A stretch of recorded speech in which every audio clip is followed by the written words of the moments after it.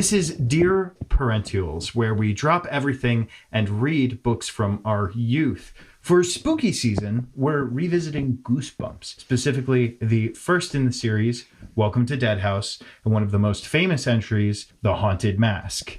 Did you read Goosebumps? I did not. So that's what I'm kind of excited about this one, is that you read these as a kid. So you have a little bit of a history with them and that you're actually revisiting them. I never read these. I was not very into scary things as a kid. So this was not something. I remember reading the first chapter of the series of unfortunate events, and then I put it down because that was too much for me. So the series of I haven't read those, but that first chapter, it's pretty dark. But anyway, that was about my biggest dive into anything spooky. But gotcha. Yeah, gotcha. These were good. Yeah, no, I have a lot of them. I should say these were good. One of them was good.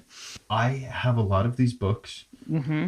I read them again. I was playing Silent Hill when I was in 6th, 7th grade. So I was very used to scary stuff. I liked scary stuff.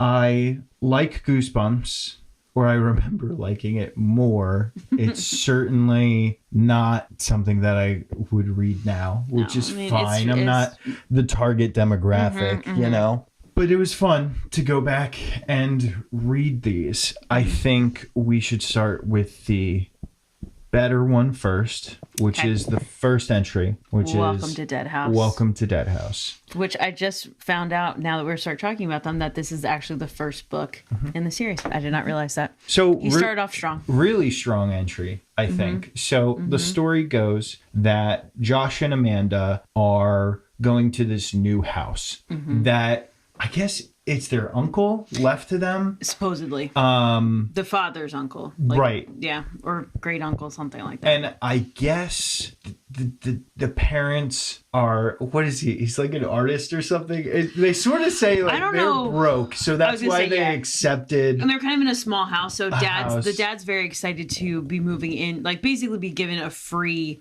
big house. Big house. Right. Yeah. Which I don't know.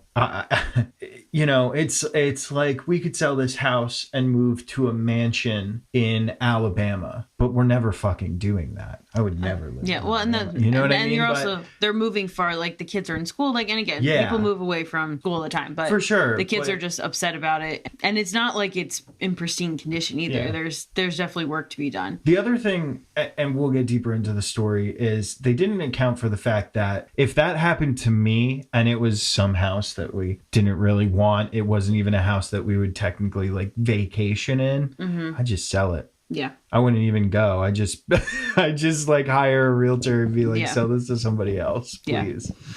But that's why these books are meant for kids and not adults. Because they're not thinking into this as much. I know. They're more thinking into the unfairness that they're being moved to a new place in this house that they don't want to be in. Like, also note that this one is written in first person. So Amanda is telling the story, which I like first person stories. You are not typically a fan of first person. I hate them. So versus the other one that we're going to talk about is written in third person. And I did not like that one. I don't know if that skewed your way or the other. No. I do like that this one was spoken by Amanda. I can withstand first person. My perspective on it is it's just, if there's a lot going on in a story, it's hard to rationalize that the main character knows everything that's going on. Yeah. I don't know if that makes I'm more sense. like it's their assumption. They're just, you're getting their interpretation of what's happening. Yeah. So anyway, they move to this town. The kids are weird. Well, they don't even see the kids first. At first, they get there, and the realtor is kind of off-putting. The dog does not like the realtor, which that immediately is what was like, okay, he's part of this, because the dog does not like him. And there's no one around. It's dark. There's no people out, nothing. And then, when they finally move in there, then they run into a few kids, and they are weird. Well, there's one that's like friendly with them, trying to get them to, I forget what his name is, that's trying to get them to be a part of the group. They end up playing with them at the park, and then the group of them are almost seeming to going to jump them essentially, and then the realtor shows up and basically scares them off. We don't see any parents either. No, it's always just the kids. And the realtor is the only adult we see until later. They're also seeing ghosts in the house, or what they perceive as ghosts in the house. Seeing people, for sure. The parents don't seem to be seeing or hearing things, and they're very much dismissive of the kids. I don't know if Josh actually has seen anything, or he's just more feeding off of Amanda. Amanda's definitely the one. And again, Amanda's telling the story, so we don't really know Josh's perspective. He's definitely been freaked out occasionally, though. Again, these books aren't very long, so we might be glossing over some scares, but overall the plot's pretty straightforward. What I liked about this, though, especially up until like the climax when we actually figure out what's happening, is that it is more spooky, where since it is Amanda's perspective, it's like, okay, the one night that they're there, her window, the curtains keep blowing and the window's not open and things like that. She keeps hearing things. Clothes get left out on her bed. There's a kid in the window when they walk up to the house. There's all these kinds of things, but she kind of dismisses it sometimes. So that's what's scary to me. How many times have you think you see something, you think you hear something, and there's really no explanation. So it's like, is there a ghost there? Is there not? That's what was spooky for me. Like the whole beginning part when they first moved into the house, and it's like, what is she actually seeing? It reminded me of Hill House from that Netflix series, which freaked me out. It had youth Hill House vibes. For sure. But eventually, and I forget how exactly it all transpires. So the parents go to a potluck, and it's getting later and later, and their dog has run away. So the brother Josh realizes that the dog is probably at the graveyard, because that's where it ran away once before. So it's after dark. The kids go looking for the dog. The parents have not gotten home yet. And the one friend, Ray. Yep. When they're heading to the graveyard, Ray appears out of nowhere, freaks them out, and he is very adamant that they cannot be going to the graveyard, especially at night. And they both are kind of ignoring him, and they do end up finding the dog in the graveyard. But what they also find is on the headstones in the graveyard are all the kids' names that they've been hanging out with. And Ray basically admits that he is dead, that he is just a ghost, and all the other kids are also ghosts. I think they're more like zombies, though. Yeah. Because they have... And that's the thing. I almost thought that they were more vampires, because when they were playing with them at whatever they were playing kickball, something. Yeah. They all had to go home at lunch because the sun was coming out. Something along those lines, that they had to go home. Mr. Dawes is also hiding from the sun in the beginning. Yeah. So that's why I was thinking more vampire. Which it's not really clear what they are. We just know that they are not of the living variety. And we find out, too, that they all started off living in the new house that Amanda and Josh are living in. So it's kind of like a new family is brought into the community. They live in this house. They end up somehow killing them, stealing their souls, whatever they do. And then they become part of the community permanently. There's some kind of ritual that they do in the cemetery. Yeah. And it's thwarted by the kids. They all burn up or whatever. Yeah, so they find out that all burn up. Yeah, the parents end up in in part of the ceremony, and parents finally believe the kids, because the parents never believe the kids, and that's totally what would happen. Yeah. And the twist too is the fact that Mr. Jaws kind of comes in to save them, quote unquote. Because they get away from Ray, they end up back at the house. Parents are still not home, so Mr. Jaws shows up to go take them to their parents, and that's when they realize, oh crap, he's also dead vampire, zombie, whatever it may be. And I guess we do see then adults at the ceremony that they then burn up. So that's the thing with this one, is everything up until that they're seeing their parents being held in this amphitheater for the ceremony. It was all spooky until then, because now it's okay, we have an explanation for everything.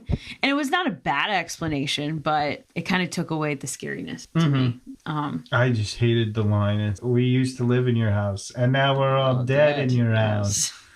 I know you thought that was creepy. I just rolled my eyes. Maybe it was creepy if I were 12. Yeah. Or something. And then there's the spooky bit at the end where they're leaving, and there's a new family showing up. Yeah.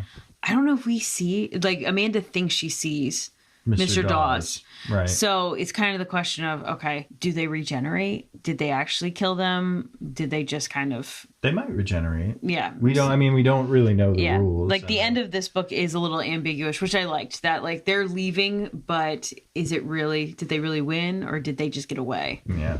Kind of vibe. So, yeah, I liked that one. Those, pretty good.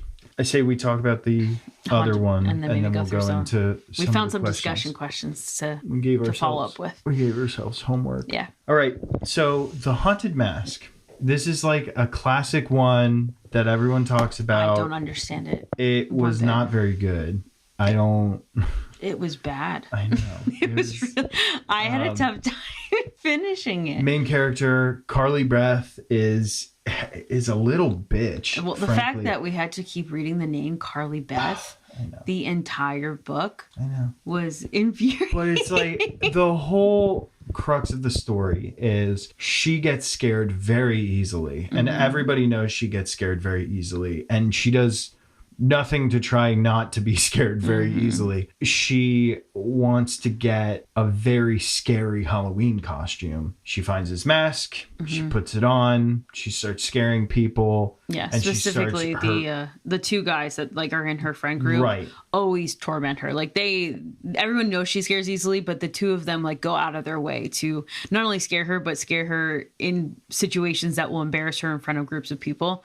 So she is out to scare them specifically. But she doesn't get to them until the very end. So they made her eat worms too, which is not a cool thing. They're like, they suck. She has reason to be mad at them. For sure. A door slams too hard and she's like, oh my God. Yeah. That's kind of on you, kid. It's Halloween night and her mom has made her a duck costume or something silly that she doesn't want to wear. She also has the weird porcelain head or whatever. I always picture it as like paper mache. Her mother made some sort of head that is her. It's made after her, and apparently it's eerily. And she made it because realistic. She loves Carly Beth or something. Yeah. So basically, Carly Beth's head's just sitting on the mantle in their living room.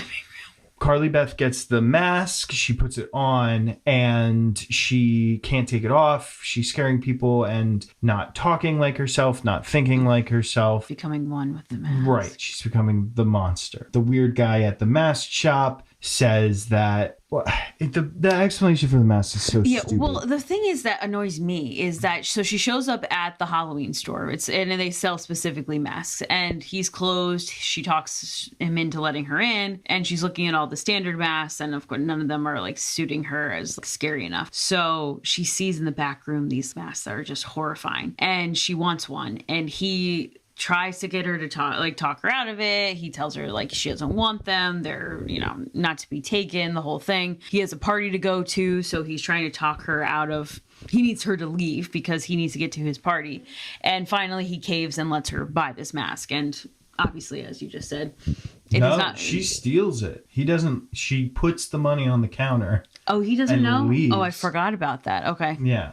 She takes it. Pays for it, but without him knowing. Okay. Yeah. He did not sell it to her. Yeah. So running around, now she's freaked out because she cannot take this thing off. Goes back to the store and he's just waiting for her. He was trying to get out. He could not get her out of that store fast enough because he had places to be. And now he's just been hanging out, waiting for her to come back. He knows what's going to happen. Yeah. You explain the explanation of the mask. It's like they're real or he made them and it's they almost like he's like enough. Mr. Frankenstein. Like so what's up with the store owner? It's a real face, the unloved, he calls it. So I don't know if he's trying to make these masks and then they like come grotesque and he calls them the unloved. Yeah. He did not warn her adequately of what was going to happen. Well, he told her not to take it. Yeah.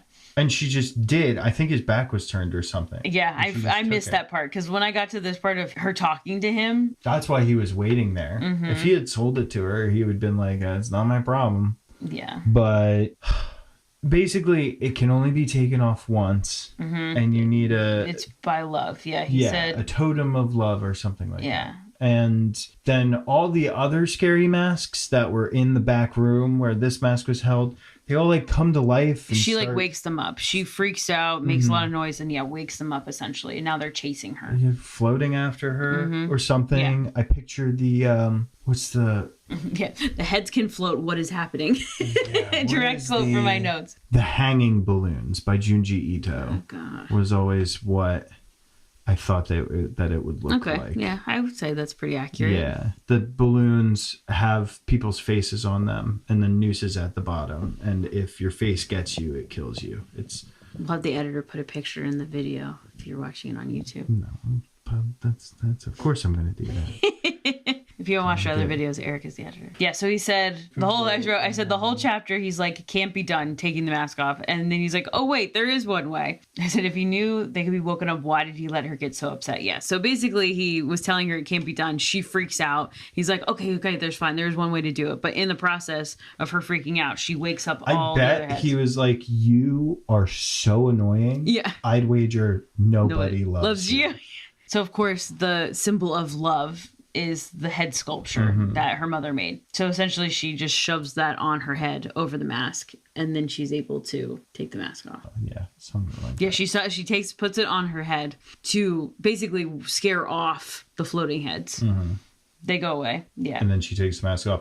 But it can only be taken off once. And in the end, her little brother puts it on. But my question is that is it only once per person or once I think period? It's just once period. And then my other point that I put though is that at the beginning, when she gets home with the mask, she puts it on, scares the crap out of her brother, and she has trouble taking it off, but she is able to take it off. Yeah. And then when she gets to her friend's house, they get ready for the, whatever, she puts it on, and then with her running around trick-or-treating and stuff, then the longer she has it on, the more it like becomes part of her. So I'm wondering if like she sees him put it on, like he should be able to get it off pretty like at that point, because he's only had it on for right. But and there are some cool ideas, like her eyes not being hers anymore. That whole changes her voice, sort of sort of losing yourself kind of horror, because like the head says help me at one point, or the sculpture does, or at least that's what she sees. She sees it do that. I said I didn't find the story as scary as Dead House. But now I'm realizing it's a different kind of scary. Instead of a ghost story, it's more of a this must be a dream, nightmare situation. Hopelessness is a scary feeling. So that kind of like, am I dreaming? I need to wake up. Like, this can't actually be happening. It wasn't so much of like, am I seeing a ghost in my closet? That kind of Dead House was more of that vibe, of that ghost spookiness, whereas this was more of a scared like feeling.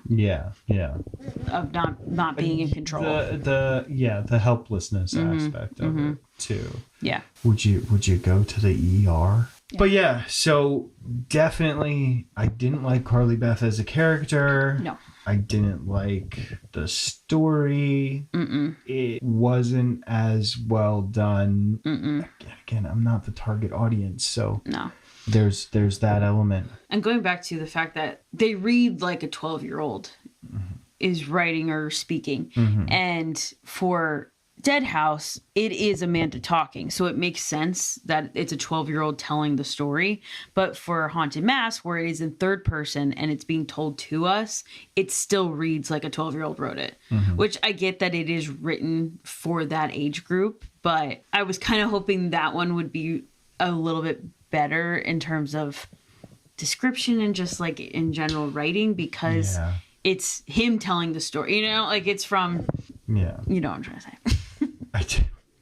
But either way, Dead House is way better. Way better. I wasn't super scared by them, but no, but it takes a lot to get you scared. Yeah. But in terms, I don't like that. I don't like movies either, like Haunted Mask, where it's at just reeling what is going to happen. How am I going to get out of this? Is this a dream? Do I just need to wake up? Like that more stresses me out than scares me though. That's more of an anxiety inducing feeling than I'm scared. I'm not going to sleep tonight. Dead House, as a kid, like that would have freaked me out at night. Is there someone in my room? Like, you know what I mean? Yeah. Whereas the Haunted Mask, she did it to herself too. It wasn't like someone put it on her and now she's stuck. Like, it was all just consequences of her own actions. Yeah. So, we've sort of covered this. We think that they're about 12 years old. Yeah, it's plus or minus, Yeah. And one of the prompts we have is to describe their families. So, Carly Beth's is dad mentioned? No, I don't think. He may be at the end when she gets home from trick-or-treating, I feel like. I don't think so. I think it's just mom, her and her little brother. So mom's weird because she made the paper mache head of her kid, which I guess is sweet. Yeah. But I think her mom is probably part of the reason why Carly Beth is the way she is. The parents of Dead House, I just don't know if I'd uproot our kids to move just because the house is It's a bigger. better situation, yeah.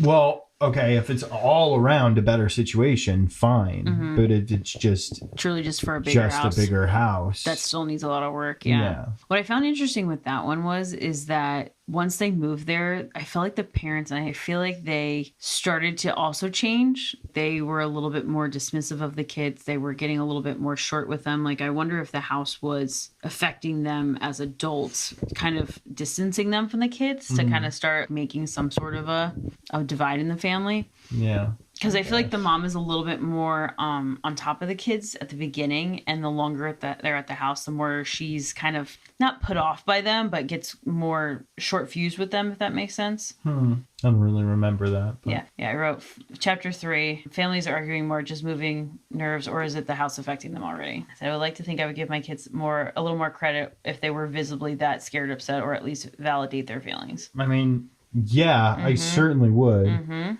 I would try and figure out what was scaring them, or why they were so scared. Yeah, or like when the dog ran away, the mom and dad were kind of not willing to go look for him. This is also what they were just very dismissive of them being scared. And Carly Beth, not Carly Beth.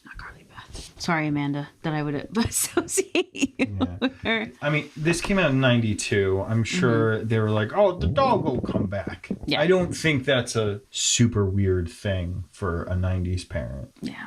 To not really care about the dog. I guess. But either way, I feel like mom was more nurturing when they were there just looking at the house. And then once they actually moved in, then it was, Amanda would be visibly upset. She's not just trying to get attention.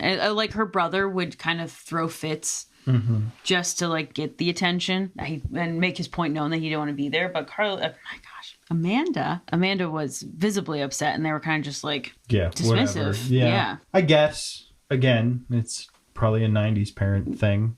Or the haunted house. Analyze an R.L. Stine villain. But neither of these books, I mean, you could say Mr. Dawes is the villain. But so are the kids. Yeah. There wasn't like a singular villain. It was the town. Like the actual community was the villain. That they basically trap families to harvest their soul, essentially. They feast off of a soul, if you will. But the people who die there, they become part of the town, though. So it's not like... Yeah, kind of like a vampire would suck someone's blood. And then the person... You're just caught up on the vampire thing. It was the daylight thing. You can't kill a vampire. Like, they smack the kid's head against a gravestone and his head explodes. Ray? Yeah. No, I feel like there's sunlight that they kill Ray with. No, it's the... Hold, please. No, it's his eyeball pops. You don't remember that? Ray is the Watchers. That's why he was like, see, fresh blood. Are they vampires or zombies? I wrote. Yeah, the dead house. All fresh blood is sent there. How many other people lived in the town, and why are they only met the kids? See? Definitely vampires can't be in the light. They shine the flashlight on him. She's got that like extra powerful light, and that's what she shines on him. And he starts to melt. Skull hit the top of the marble gravestone. It cracked open with a sickening splat. But I couldn't stop staring down at Ray. Now a pile of bones inside a puddle of crumpled clothes. So, yeah, but they're not sucking anyone's blood. They're not vampires. But we don't know what the whole ceremony was going to be. They had the parents tied up on that stage in the amphitheater. I don't know what they were going to do with them. I guess. I don't think they were vampires. Because it's welcome. I guess vampires are dead, but I don't know. I disagree. They didn't strike me as vampires. No. I'm sure there are undead that can't be Look in at the beginning light. of actually chapter 16. I wrote more explanations, some sort of zombies or ghosts.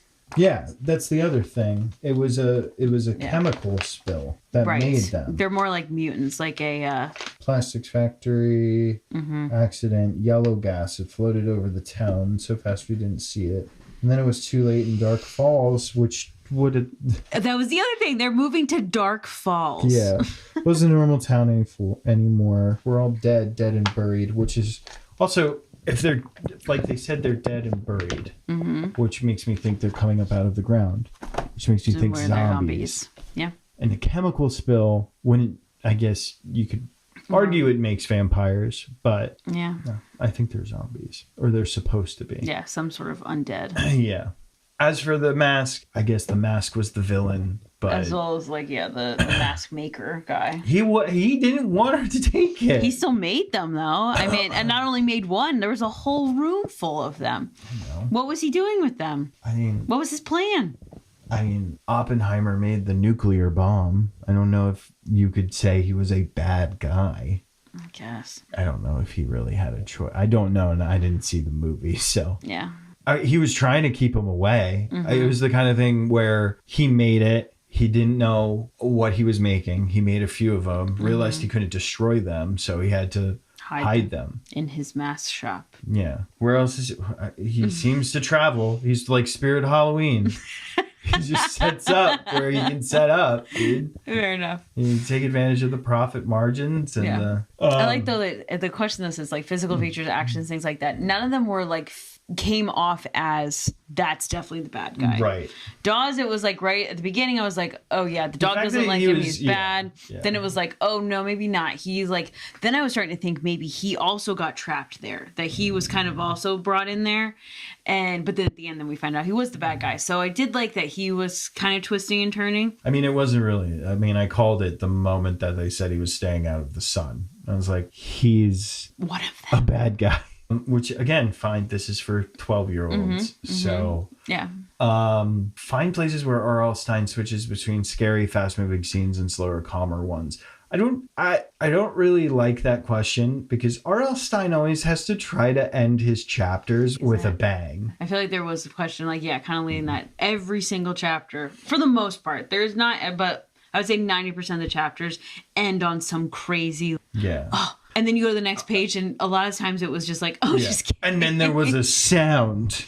It was Mom coming home from work. Yes, yes. It is very much that. He does that a lot. Yeah. I mean, I get why it's to keep you wanting to keep reading. You can't put a book down. I cannot. I'll just stop, dude. I don't need this. I don't care. If you need me to do something, I'll just put the book down. I also just don't like being in the middle of a chapter either. You come back to it. Yeah, I have to pause my video games in the middle of cutscenes sometimes to take care of the kids. That's what you got to do. I mean, if the kids need me, obviously I will stop reading my book, but it's going to bother me. It's going to bother me. No. The problem is you are a much stronger reader than me. So my problem is then if I go back in the middle of something, I'm probably going to have to reread at least a page or two to remember what was happening. Whereas if I end at the end of the chapter, then I'm like, yeah, completed thought. So that's definitely why he writes like that, is just to keep you. Well, especially the fact that this is written for children. You want to encourage them to read on their own. I don't think there's anything wrong with it. I liked it. Yeah. I didn't like when it was like, ooh, and then the cat knocked over a can. Again, 90% of the chapters ended with a cliffhanger, and I would say 75% of those, that was it was problem. Nothing. Yeah. Yeah. Dangerous consequences make a story scary. Actions become more important when something terrible might happen. Where do you see this in the stories? So that's more of a haunted mask. Yeah, it's not. I mean, the kids tearing down the tree in the cemetery to burn all the undead people was an important action, and their parents were, because that always scared me as a kid when you would watch something where the police officer dies or the parents are unable to help. The parents were tied up. It was up to the kids to do something. Yeah. And they did. And then for the haunted mask, Carly Beth. She was just, I get it too. You're not thinking that, oh, this creepy mask is going to get stuck to my face. But her desire to scare just these two guys. Yeah. Well, it's a story of revenge is not the right answer. Right. I loved it where she just gave it to that mom. Oh, yeah. It's like, I'll fucking eat you, dude. I'll fucking eat you. I'll scare you, kids. It's Halloween, bitch. Don't take them out. That was pretty funny. And so the mom was like, Mom. And the mom gave it right back to her, though. I don't know. I think the mom didn't know what to do at one point. No. It's like...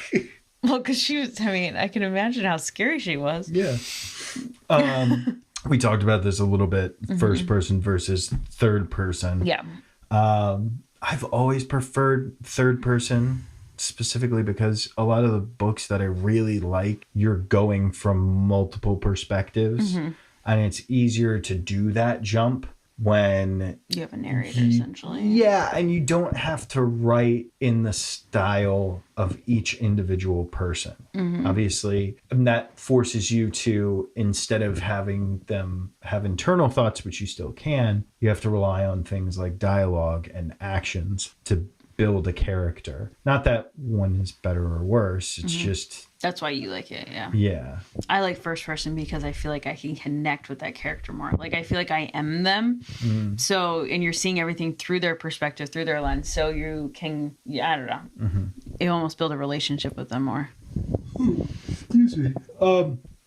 And it says, is this story told in chronological order, or are there flashbacks? There were no flashbacks. Not in these two. Mind you, how many of these books are there? 50 something? Yeah. 60s? Well, grant they won't be on this because because they're early. Original printings or whatever. You ready to score these? I guess.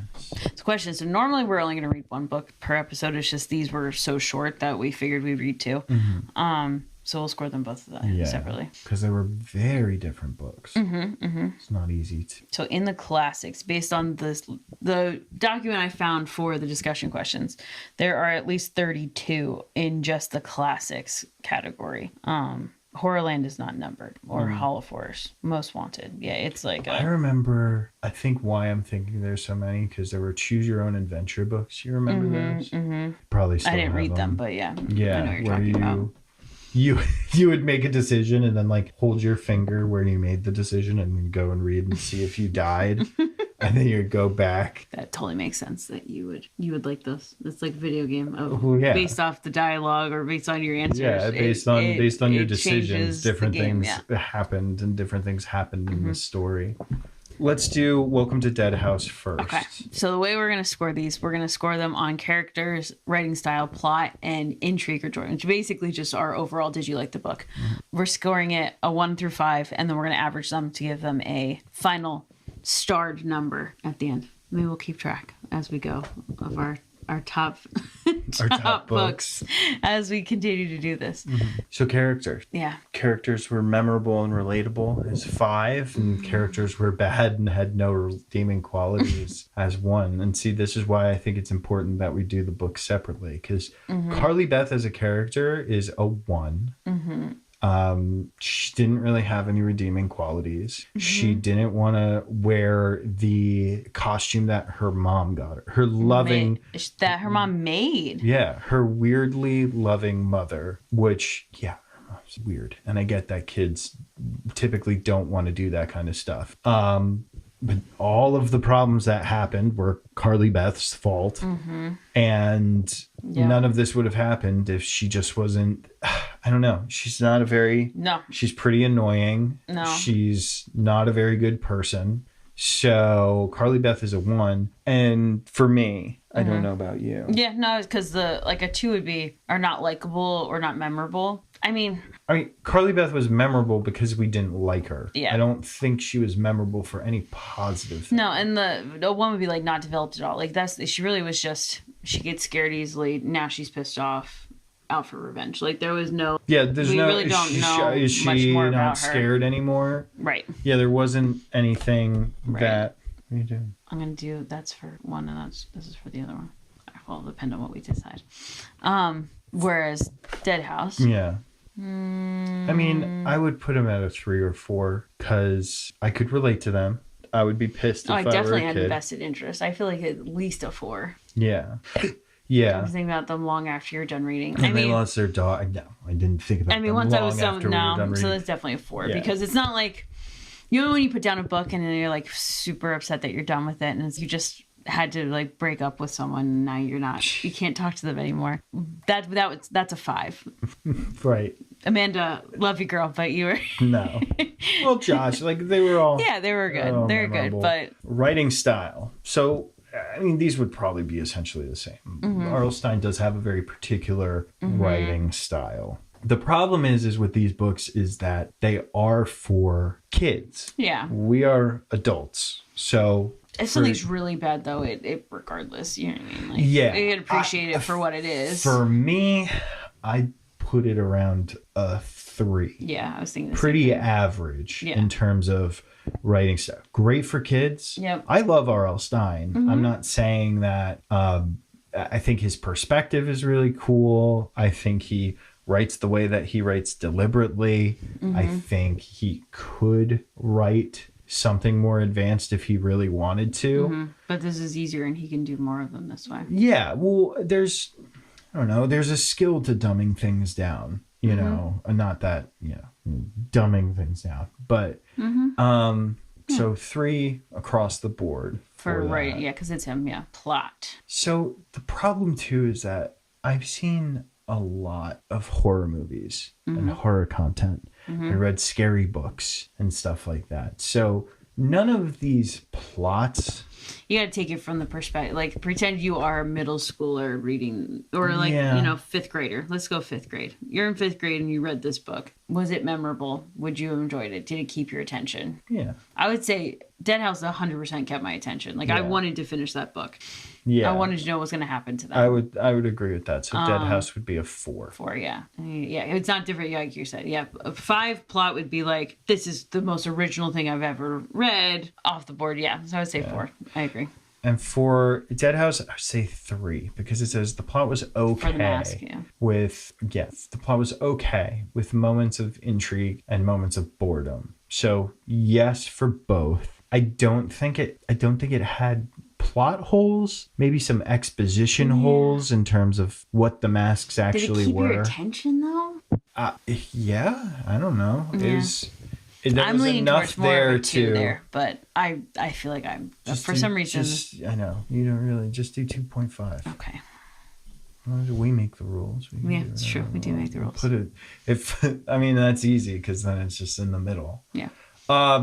Here, intrigue and overall enjoyment. Dead House first. Dead House 4. I think a 4. I enjoyed it. Yeah. It was a good book. It was a pretty good time. Again, it wasn't like, it's not winning any awards anytime soon, but it at least was like... Yeah. And for Carly Beth, I think a 2. I don't think it had... 1 would be nothing redeemable about it. I think the idea was okay. Yeah. You could... sort of relate with Carly Beth. I don't know. I would be upset if these 2 guys who I consider friends were doing what they were doing. I want to be friends with them. Yeah. And yeah, going out of your way to like, I'm gonna be the scary one tonight. It's like, no. Okay, so that leaves us with Dead House at a 3.75. Okay. And this is why our 0.5s are going to be at a 1.125. So basically a 2. We'll round both of them. So yeah. So Dead House a 4 and The Mask at a 2. Yeah, I think that's accurate. Correct. Yeah. I know there's the Goosebumps TV show. Yes. Did The Mask. I don't know if they did Dead House. And there was a movie too. So this is the next thing is we are hoping that eventually we can also watch and react to any sort of media created from the books we're going to read. So I'm just curious about Welcome to Dead House. Oh yeah. Yeah, they do have Welcome to Dead House. So it looks incredibly 90s. I love it. Yeah, Dark Falls. Let's move to Dark Falls. So that was the first episode of Dear Parentials, talking about some books. Overall, I enjoyed going back and reading R.L. Stine. I am more interested in if he has something that's for adults now. Yeah. I'd like to know about that. But these, I have I have a good number. There's a lot downstairs. of them. Yeah, we got at least 10, if not more. Maybe we could do this every Halloween. We'll sort of revisit. That's a good idea. Some but I'm not going to do it during the year, you know? No. So thank you for listening. Yeah. Hopefully we'll figure out a pattern of this, but yeah, we're still figuring out the kinks, but it's been going fun. through stuff. Visit us over on YouTube. We have videos there. These will be on there, but also our reaction videos. The first one is Secret Lives of Mormon Wives. Season 1. Season 1. We have not brought ourselves to watch season 2. I'm probably not going to. I don't want those people to earn any more money. I just don't. I don't wish the best for them. I just don't. I don't. I know they're doing fine, and that's fine. No, it's not. It's not fine. If you couldn't tell, Eric has watched season 1 probably at least 5 times through at this point because of he's been editing it. So he's very much over yes. the show. So everything we do ourselves. Mm-hmm. No AI. Never fucking AI. I hate it so much. So yeah, please support us. We have more episodes coming. Yep. Thank you. Follow us on Instagram. Oh yeah. Instagram, YouTube, and I'm assuming these will be on Spotify. Yes. I was going to say unfortunately, but we'll put that in the YouTube video so that because I hate Spotify too. You'll get used to this, listeners. That I hate everything. So, thank you. Thank you. And good night. And good night.